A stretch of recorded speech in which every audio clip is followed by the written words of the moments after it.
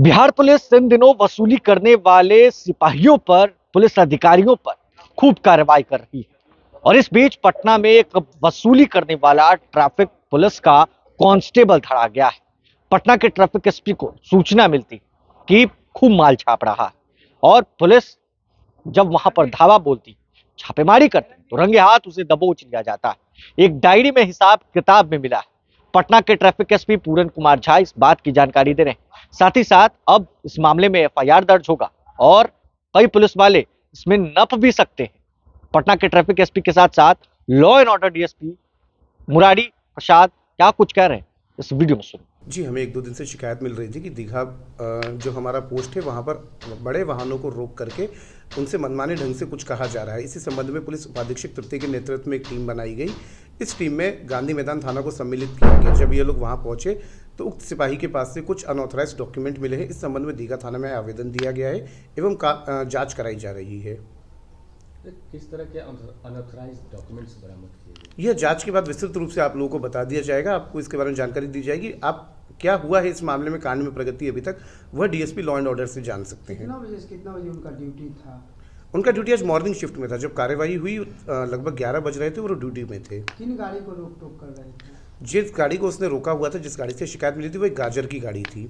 गाजर जो फल है उसकी लदी हुई गाड़ी थी। अवैध वसूली की भी शिकायत थी।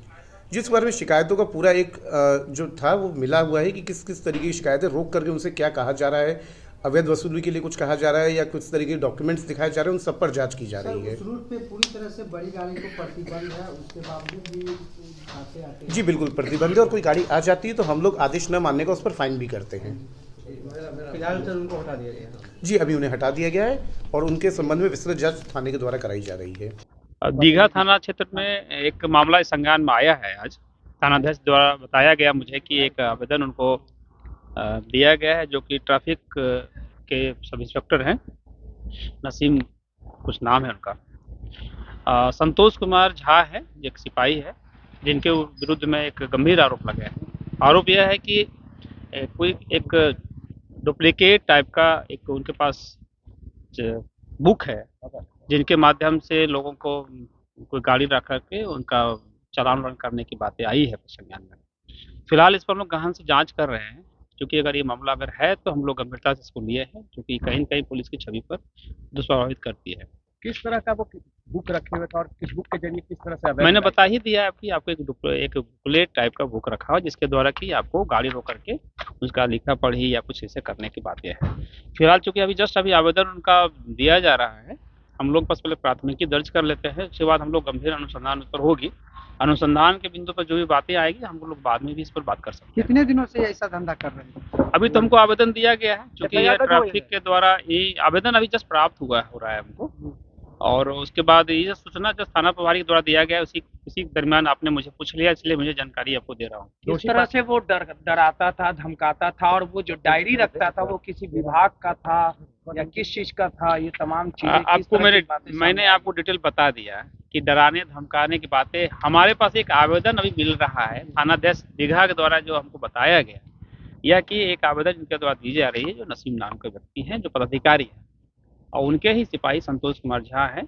उन पर आरोप लगे हैं कि वो एक अवैध तरीके से कहीं न कहीं वसूली का मामला होगा, जो कि गाड़ी को रोक करके उनको पर्ची देना, जो कि निश्चित रूप से लागू नहीं है, उचित नहीं है, वो इसीलिए आवेदन दिया जा रहा है।